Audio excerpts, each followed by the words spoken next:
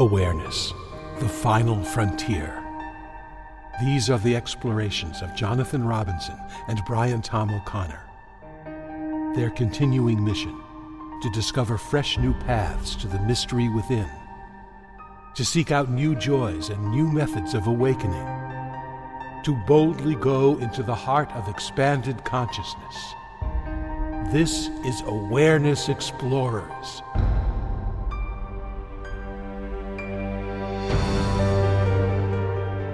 Welcome back, Awareness Explorers. Great to have you as part of our family in exploring the inner realms. I'm Jonathan Robinson, and I'm with my trusty co-host, Brian Tom O'Connor.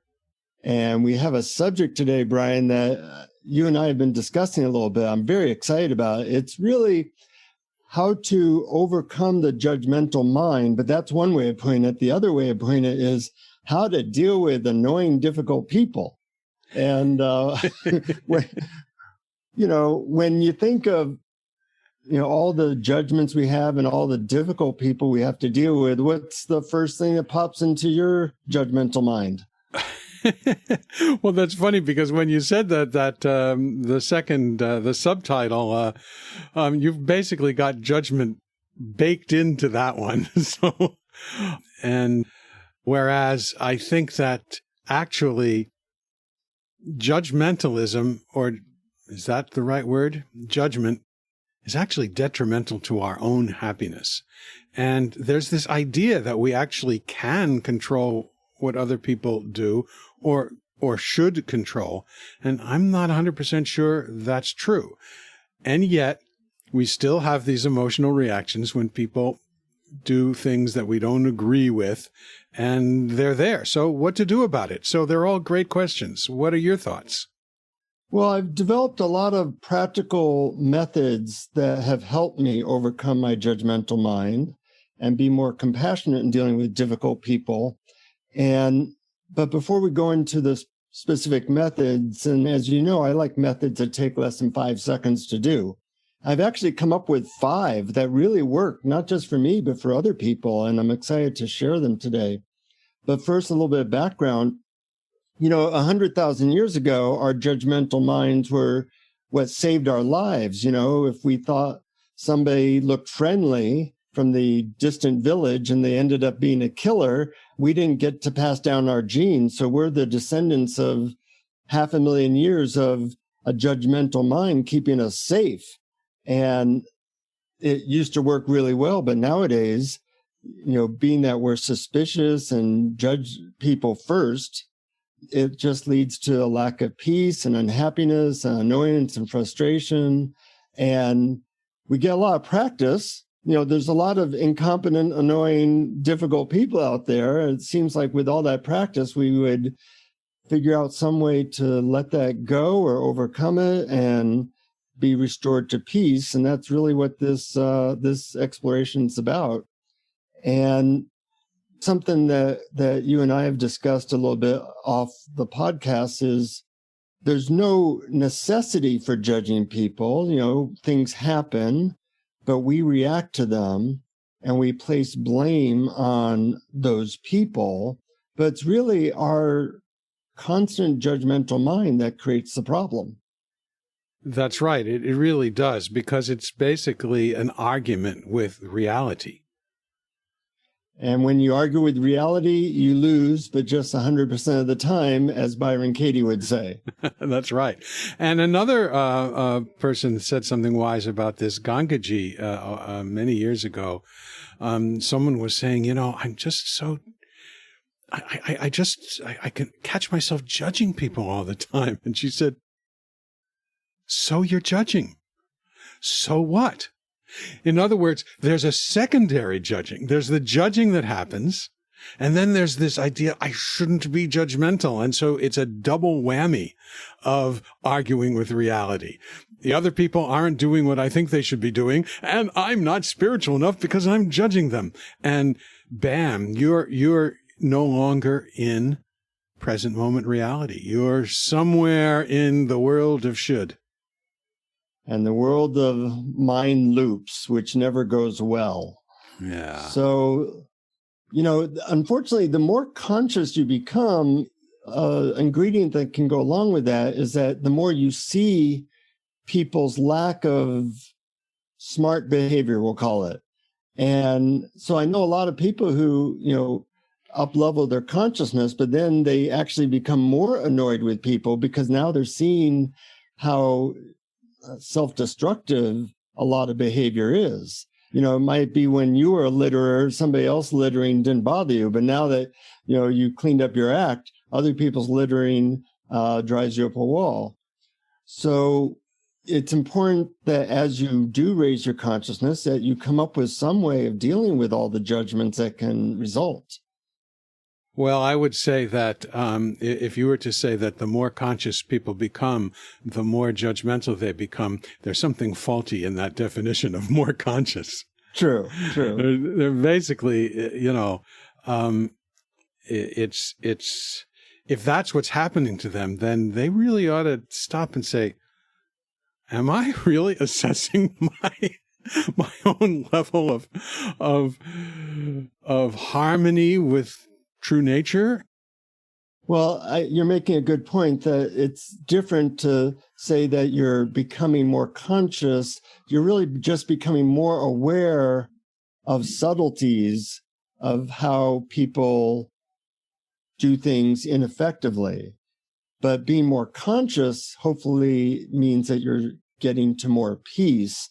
And that's what we're interested in. And that's what some of the phrases I've come up with have helped me to do, because as I did become more aware, I was worried about becoming more judgmental. And not all judgment's bad. I mean, some judgment is discernment. You don't want to deal with a person who's going to rip you off. You don't want to deal with a person who is showing a lack of integrity. So it's not that all judgment's bad, but we do need a way to curtail it when we want and not get so caught up in the mind's tendency to do that with almost everybody and everything. Yeah, I think you're right. And I really do like that you made that distinction between discernment and judgment, because you're right. I mean, there are people who are really unhealthy for us. There are people who are cruel. There are people who are con artists. There are people who don't have ours and the world's interests at heart, and we might choose not to spend time with them. But judging them, saying that they are bad categorically, I don't think is healthy for us. Yeah. Regardless of them, because this whole idea of good or bad is completely and utterly in the mind. There are things that are effective and ineffective. And if our goal is to live in a world where people get along well together and that there's harmony, then certain actions are effective and certain actions are not. But it's not a matter of ultimate good or bad judged by some all-knowing point of view. Yeah, going down that moralistic way of looking at behavior generally doesn't turn out very well. Yeah, I think that's a good word, moralistic. I think that's, there's a lot of problems in moralism. Yeah. That are actually easy to miss. They're easy for people to know that that's what they're doing. Mm-hmm. And to get self-righteous about it. Yeah. And self-righteousness is a big problem nowadays in the world, whether it be politically or your opinion about various conspiracies or the vaccines or any of the things that we like to get self-righteous about and create a lot of separation about. And part of what spirituality is about is love and lack of separation. So all those types of mind loops tend to point us in a very wrong direction. And if you don't have a elegant, simple way of dealing with that, then you get lost in it, because that's where most people are at. Yeah, that's right. You absolutely get lost in it. And it's very, very tempting to look at the world and say, and see what's wrong with it and see what should be different and get into this state of anger, of dissatisfaction, of trying to change other people, trying to convince other people, feeling that you're right, self-righteousness. And that is totally the opposite of peace. Yeah. But on the other hand, there's a big paradox. If you say, okay, I'm going to allow everything to be as it is, which really is the way to go, people think, yes, but then am I not taking action against injustice? And I would just want to, this is a sidetrack before we get to your elegant ways, which I really want to very soon. But the sidetrack is that when we see injustice, we're called upon to act. That fact that we're called upon to act is something else that we actually have to allow that's happening in reality, that we actually have to take. Sometimes we have to take action.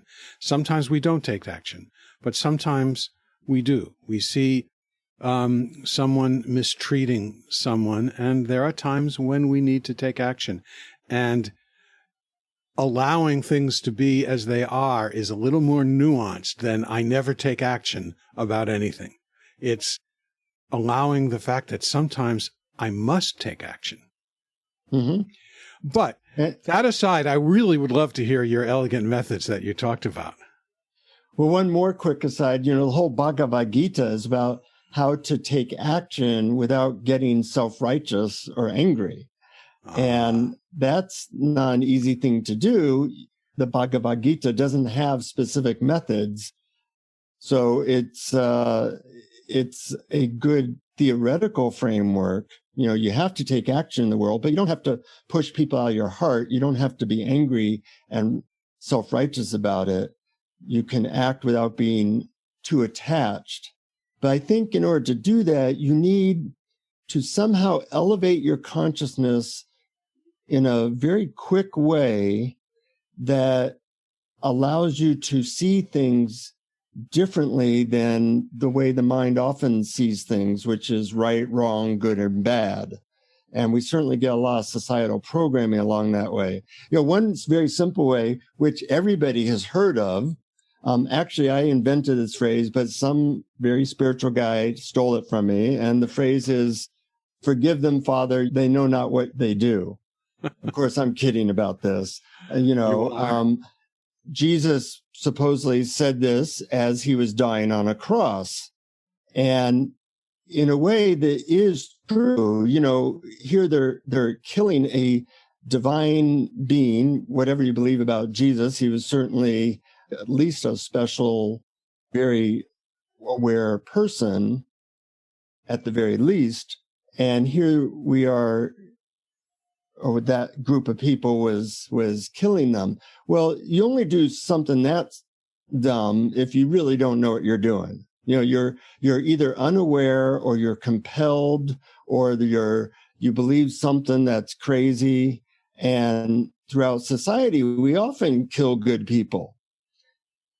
And people are compelled by their beliefs. They're compelled by past conditioning. And they're almost like a little baby. We don't get mad at babies in the same way we get mad at adults, because we say, well, they don't know what they're doing, or they don't have a choice. And evidently in that extreme situation, Jesus was able to say, I see this. I forgive them because they know not what they do. Yeah, and there's something else I'd love to add about forgiveness. I think forgiveness is really, really important, but we tend to focus on that forgiveness is something nice or good that we do to or for other people. And that's not why we forgive. We forgive for ourselves. We forgive because it's actually healthier, more peaceful, a better way to lead towards a spiritually open, allowing, healthy, happy, well-adjusted, harmonious life. Absolutely. And overcoming our judgmental, constricted mind. So when I use that phrase, I use that a little bit different. I say, oh, well, they just don't know any better. They're doing the best they can. They just don't know any better. And that helps me to let go of, say, a self-righteousness or a anger that I might have had. Just like I don't get angry at my vacuum cleaner when it breaks down. I don't get angry at babies when they cry. I might be annoyed, but I don't have that moralistic sense like, well, they shouldn't be that way because they can't help themselves. Yeah, of course, I'm sure that this is really challenging for a lot of people because their mind is going to argue. Their mind is going to say, they do know better, and yet they don't. Mm-hmm. So the mind is going to argue with you. And my advice is don't go there, because that's not what's helpful. Going into the mind's argument about it and analyzing it is actually not the skillful means to happiness. Mm-hmm. And the good news is that if that phrase doesn't work for you because your mind resists it or argues with it, there's 4 more that can work for you. And I really do think that our job, our mission, should we decide to accept it, is to find the little things that help us specifically at this time. And I like coming up with several ideas because one of them will most likely work and your mind won't immediately, throw it out. Yep. So let's go into another one. This one, a couple of years ago, I was at a workshop and doing some meditation at this workshop. I, for about a day, completely let go of my judgmental mind. I actually didn't even have any access to it. And I was totally loving everybody. And the idea of judging people just seemed really incredibly foreign. And I was kind of asking myself, what's my view right now? Because people didn't stop doing ineffective behavior. And I could even see that they were doing ineffective behavior, or I could see that that behavior wasn't getting them what they wanted. And I decided on the phrase, everybody is being a perfect them. And it struck me kind of like, if you see a movie and a bad guy or a bad gal in a movie, you might not like their behavior, but you can admire how well they play their role. And that's what was going on. God, that person, they play a beautifully perfect them. Now, the perfect them might be that they irritate all the people around them, but they do it perfectly. They're like, they got every subtlety down. And it was more like applauding people for how well they were doing that. And it made me love everybody, even if I didn't necessarily think that their actions were in any way helpful to anybody. Well, that's my favorite one so far, although I think that's only the second one, right? That is only the second one, yeah. But that's really great. And I love the analogy of the bad guy in the movie, how they're playing their part perfectly, and we're really totally enjoying it. There isn't this, this thing. Oh my God, that. Well, we identify with the protagonist, so we do. If it's a good movie, we do get emotionally upset when the bad guy does that. But when we remind ourselves that we're not that protagonist and we are watching a movie and that it is an actor and a good one, and they're doing it really well, then we can, have a feeling that we can then remind ourselves about in real life. Mm-hmm. Yeah. Now, it sounds fun, and it can be fun. It has actually been a lot of fun when I do this, but there are certain people that challenge it. Like, I'll take my favorite politician that I hate. I'll call him Bob. Okay. I really have a hard time with Bob. But when I say, well, Bob's being a perfect bad politician, right, he does it so well, that does help make it easier. You could try that out and see if it works for you in extreme situations like that. Mm-hmm. But, once again, if this one doesn't do it for you, you have 3 or 4 others that you can try as well. A third phrase that I use, which was used in the spiritual community I lived in, was the phrase, "How is that like me?" So I would see Joe, who I lived with, who I might have the judgment was kind of indulgent, and he'd be complaining about working in 80-degree weather, and I would be sick of hearing his complaint. And then I would think, okay, how is that like something I do? And then I'd remember the previous night where I was complaining that my brand of potato chips that I like was out. Equally indulgent, if not more so. And I immediately, it took the edge off my self-righteousness. I felt humility, and I felt actually a connection, because we were both being like indulgently complaining. I could see that we're all very much alike. We're all frail human beings. And it just changed how I felt about Joe, and was actually useful for me in learning about myself. Have you ever used that one? Yeah, well, that's my favorite so far. Oh, anyone I tell you, it's going to be. I think that one is really good, and I have heard you describe this before, and I had not used it before, but I used that since. But actually, no, that's not true that I hadn't used it before, because there was a point when I realized that the things that I most judged other people for were qualities that I didn't like or had disowned in myself. Yeah, that's the way it goes. Yeah. Yeah. And if we know that to be true, whenever we're judging somebody, then we realize, okay, what about me is the same?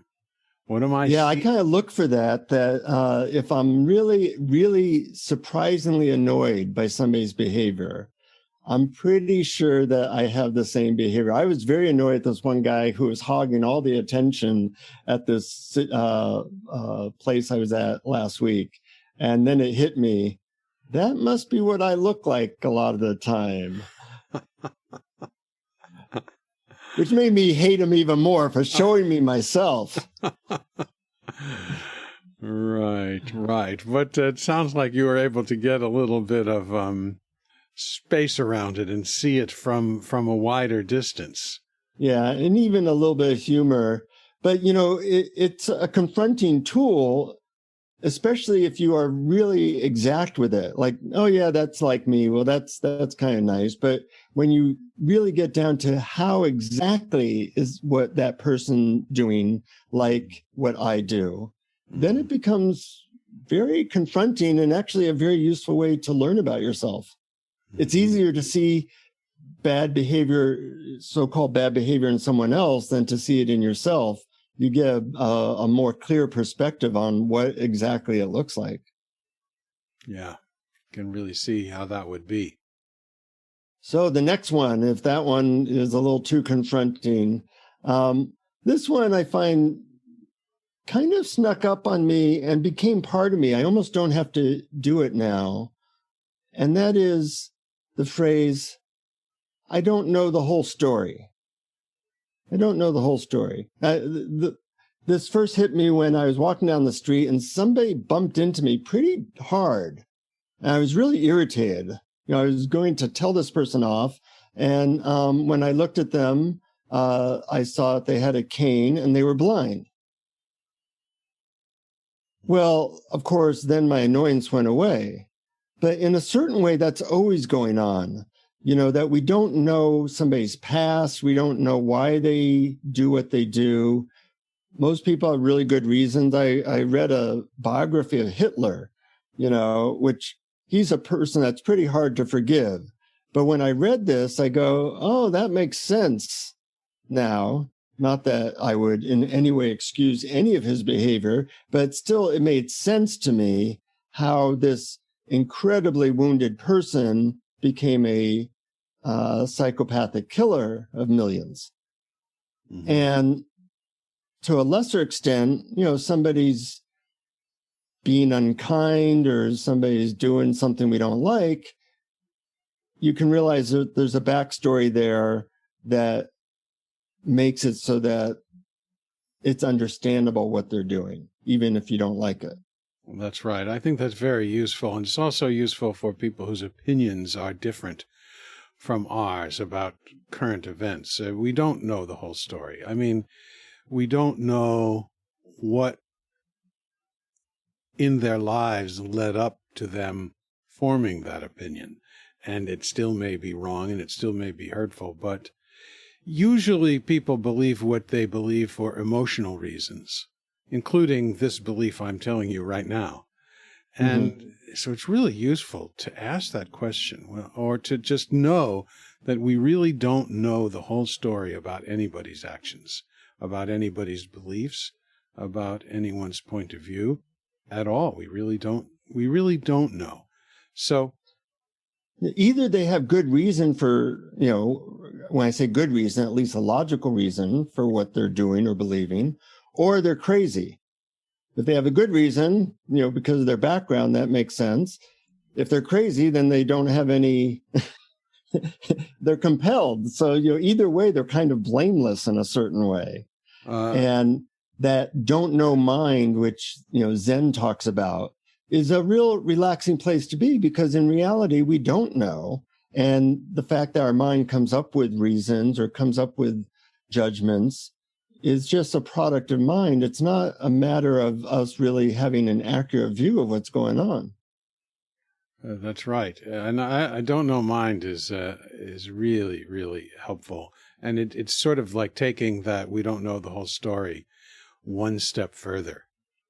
We're not even trying to know the story. We're just experiencing what's arising as it arises, without a story about it. Yeah. And that's, a good way to peace right there. Mm-hmm. And last but not least, my personal favorite right now.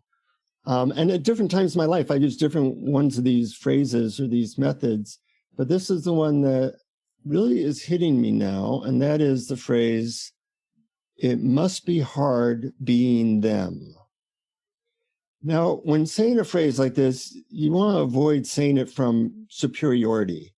So if I say this and I think, "Oh, look at this idiot, it must be hard being them," that's the wrong way to use it. That creates more separation. But if you do it and you say it from like your heart, and it evokes compassion and understanding, then you're in the right arena. And I was making an airline reservation a few days ago, and the woman I was talking to had the trifecta. She was unhelpful, incompetent, and mean. Mm-hmm. It's hard to get those three together in somebody that has a job, but she managed to do it, in my judgmental opinion. And, a couple minutes into the call, this phrase came up: "It must be really hard being her." Nobody wants to be that easily upset and not good at their job and cranky. And I'm sure her difficult personality created all kinds of problems in her life. And I could really feel her pain rather than just my pain, her pain of, wow, it must be really hard being her. And a wave of compassion just came over me. I was kind of like resisting her and being a little bit difficult. And then I just felt really immediately like a sense of love and compassion for this poor woman who has to deal with people like me all the time. And the interesting thing is, as soon as I kind of changed my attitude, her attitude got softer as well. So maybe she was as bad as I thought she was, but maybe it was me, I don't know. But by the end of the call, things had gotten better, and I was at peace wishing her well, rather than thinking, I can't believe how the airlines allow somebody like that to answer calls, which was what I was doing before. Right. You know, that's a beautiful story, and it really highlights a very important spiritual principle, which is, like all the best spiritual principles, paradoxical. When we drop all of our strategies to change our experience, and that's our experience of the world and of ourselves and of other people, when we drop those strategies in some mysterious way, things happen better, more fluidly, more easily. We move through the world more easily. And I think the reason that is because we've changed our vibration. We're actually now vibrating in harmony with the world, with what is. And that gets picked up. That the world notices that vibration. So there's sympathetic vibration going on. That may have been what happened in the case of the woman in your story. And I think that's the way it happens in the world.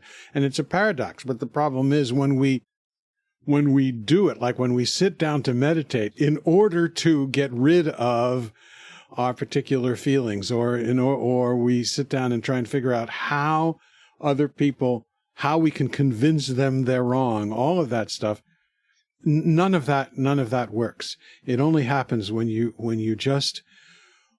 that relaxation of all strategies to make everything different happens. Then you're relaxed, then you're open, then you're fluid, then you're porous, then you're vibrating in harmony with the universe.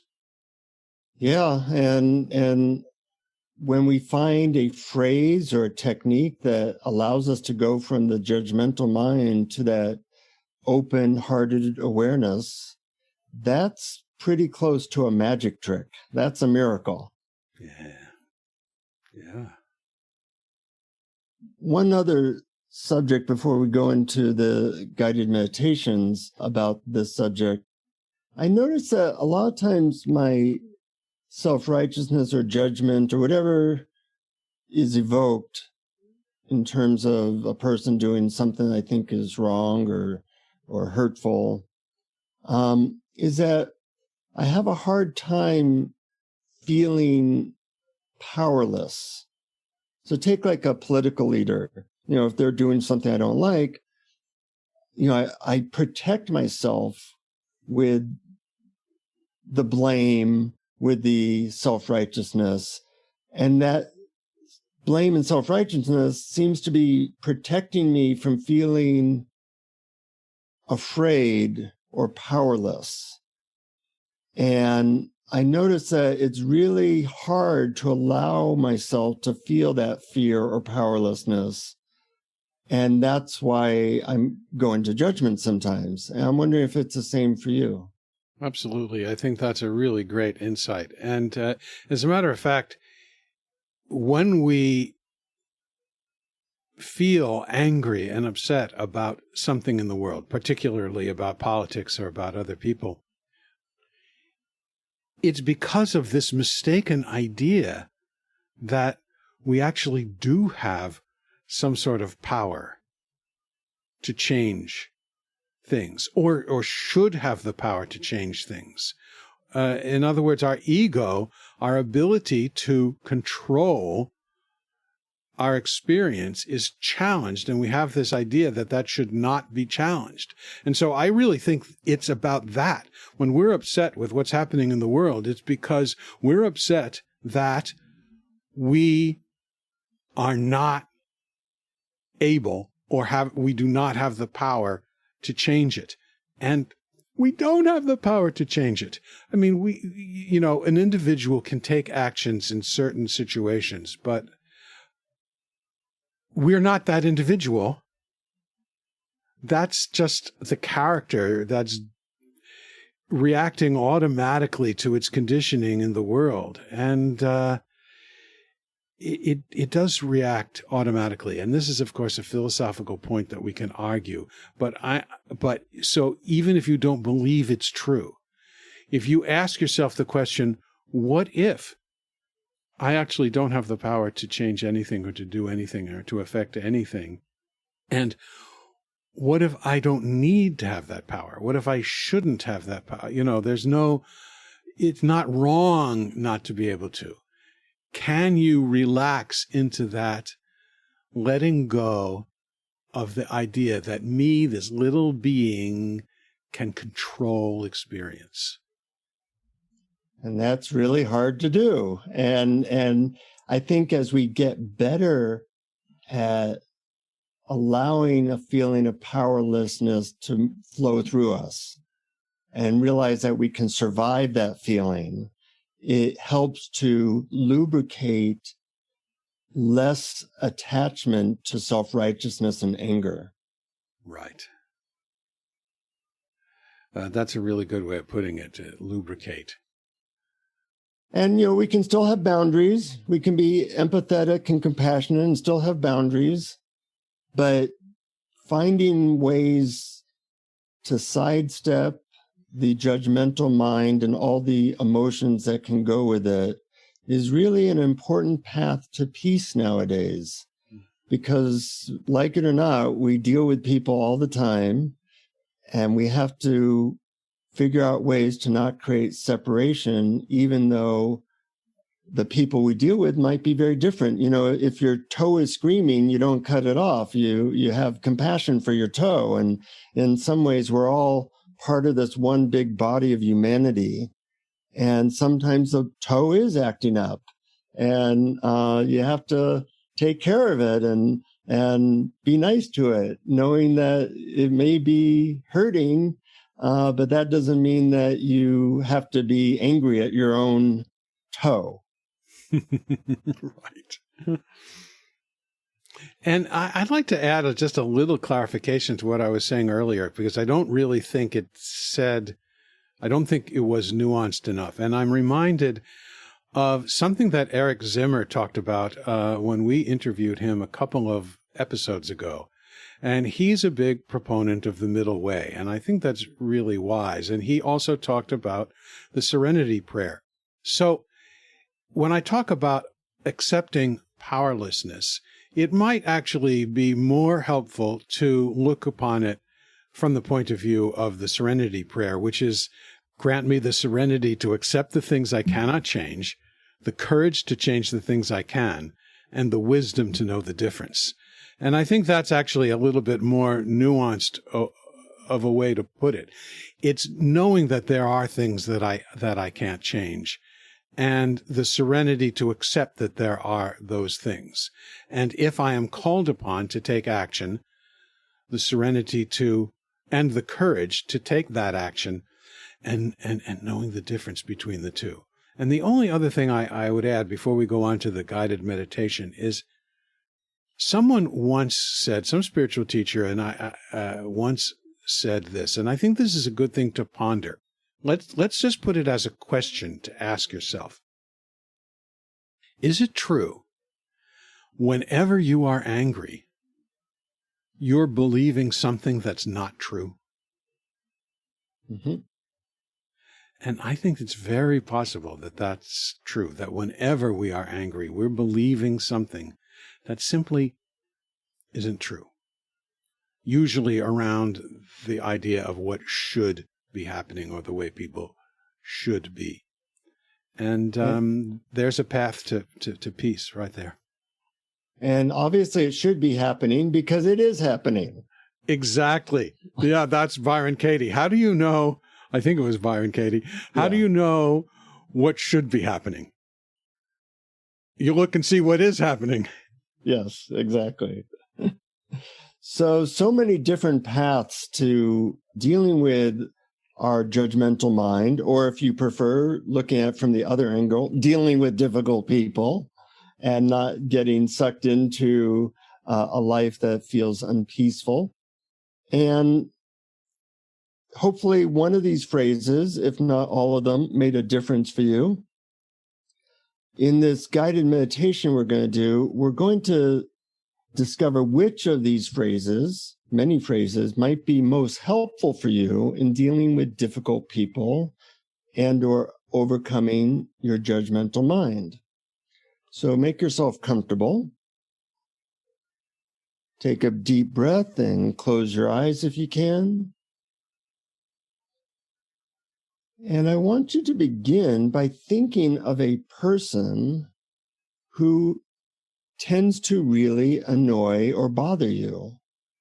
This could be a politician that you don't know. It could be your mate. It could be somebody at work, but somebody who's pretty consistent in bringing up your judgmental mind or self-righteousness or annoyance.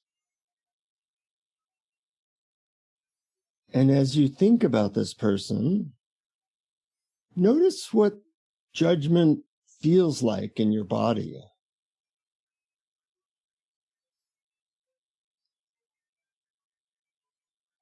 Notice where you feel constricted or tight.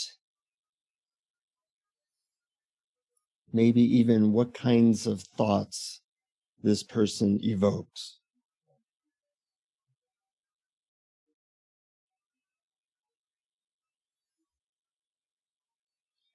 And as you think of this person, I'm going to say a phrase, and notice as you enter into this phrase if it changes how you view this person.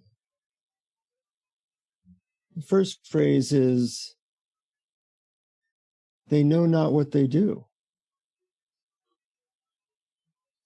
They don't realize their behavior is perhaps hurtful or ineffective, or they are so compelled they can't help themselves. They know not what they do.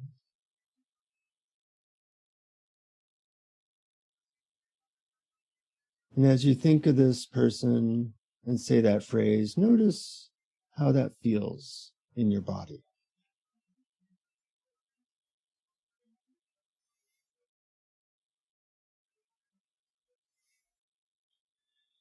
Now, once again, think of something that this person did that you thought was really annoying or hurtful. Get into that feeling of, God, I don't want to deal with this person anymore. And then think the phrase, they are a perfect them. They are playing that role perfectly.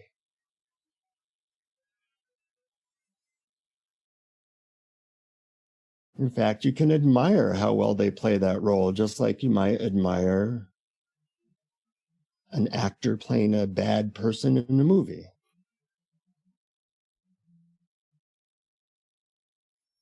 They are playing that role perfectly. And notice how that feels.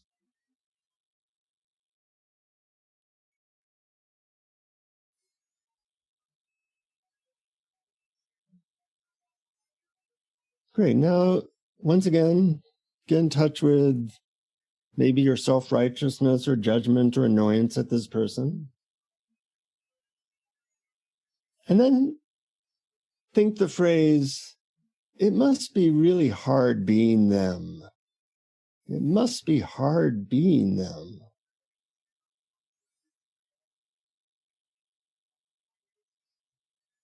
And as you think that phrase, see if it evokes a different feeling of open-heartedness. It must be hard being them.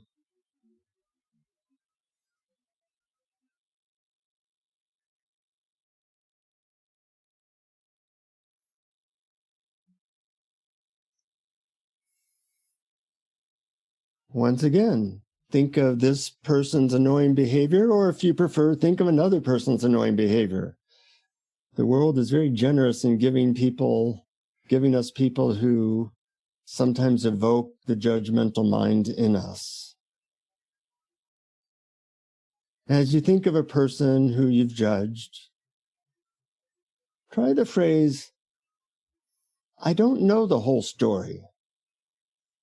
I don't know the whole story or background as to why they do what they do.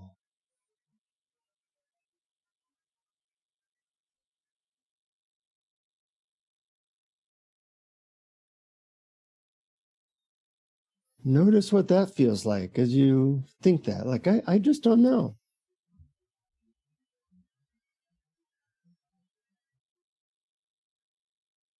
Notice how your body reacts.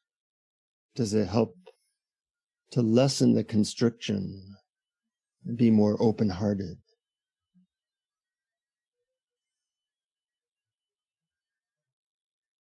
And the last phrase, as you think of a person that's annoyed you, that you judged, maybe a politician or someone in your life, you think about their behavior that evokes some form of difficulty in you.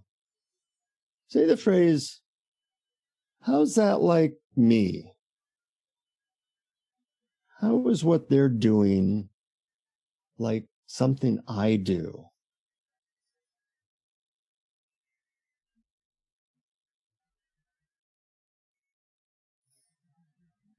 If you can pinpoint exactly how it's like something you do, so much the better.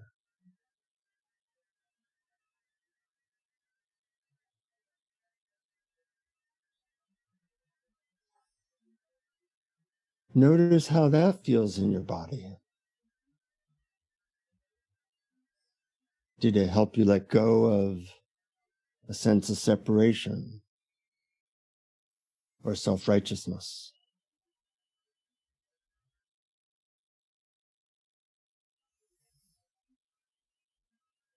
And last, to leave on a good note, if you think of this person that bothered you in some way, try and remember or imagine a time when they did do something kind or loving.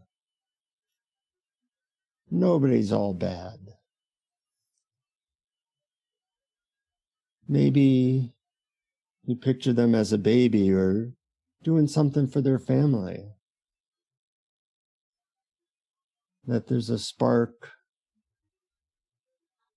of love and awareness behind whatever role our personalities and egos play. And the soul or awareness in you can remember or imagine and be touched by the soul or awareness in even a person that gives you difficulty. At some level, we're all part of one body of humanity, each playing different roles, but all part of the same body.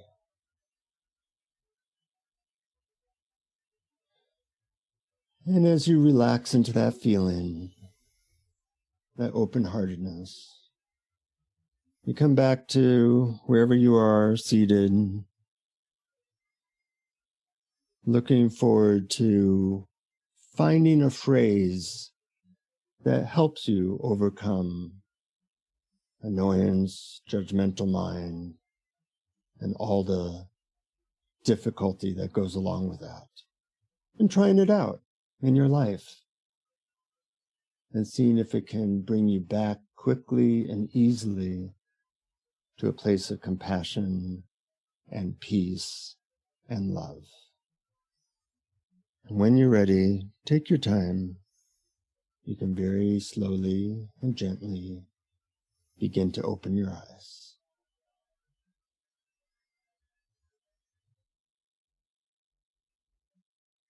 And welcome back. And since I'm very powerful, I'm going to send some annoying and difficult people to our listeners this week, just so that they can practice any of these phrases and see which one works for them.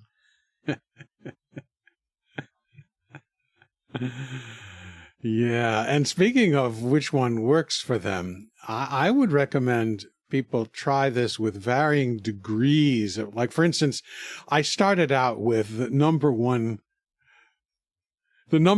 famous political figure that I don't agree with. Yeah, the real tough one. The big kahuna, whoever that may be for you. And I found the first one real challenging. Yeah. Yeah. And then I said, well, wait a minute. What if I tried?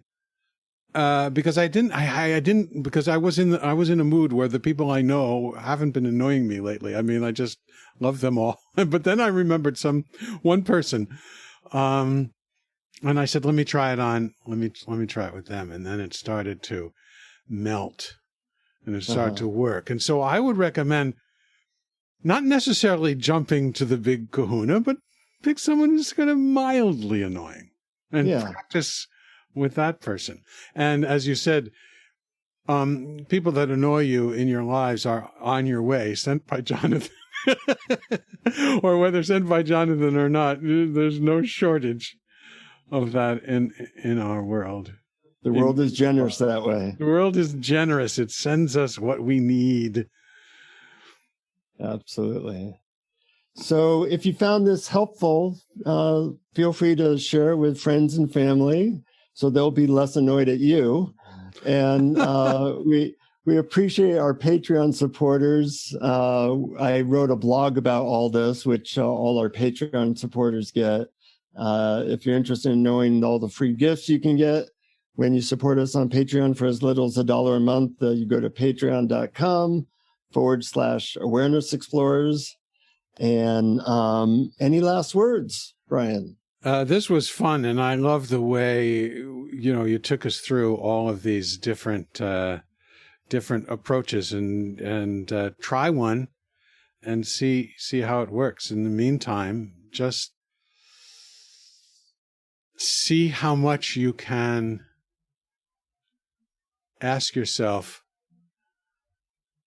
can I let go of the demands and the conditions I'm putting on the world and my experience just for a few minutes, just for now? Yeah, yeah. And once you find something that works for you, man, that's worth a lot, because if you can overcome judgment, unnecessary judgment, frustration, annoyance, all those things, you're well on your path to a more open-hearted and loving existence. Yeah, absolutely. And just a reminder, I said this already, but just don't forget, when your mind starts to argue about it, when you try any of these and your mind starts to argue, remember Pamela Wilson's phrase, thank your mind for its opinion, and then just return to whatever phrase you're working on, or to awareness itself. I'd love to hear how it goes for folks. Feel free to email Brian or I. You go to awarenessexplorers.com website, contact us, and we have about 85 guided meditations in there that you can share with friends and family, all for free. And we greatly appreciate our listeners and exploring with you, and look forward to the next time. Till then, keep exploring. Keep exploring. Thank you for listening to Awareness Explorers. To learn more, you can check out our website at awarenessexplorers.com. Please subscribe to our podcast on your favorite podcast app. We'd love it if you would post a review. And please share our link on Facebook and with family and friends, because knowing yourself as awareness is the greatest gift you can give yourself or someone you love.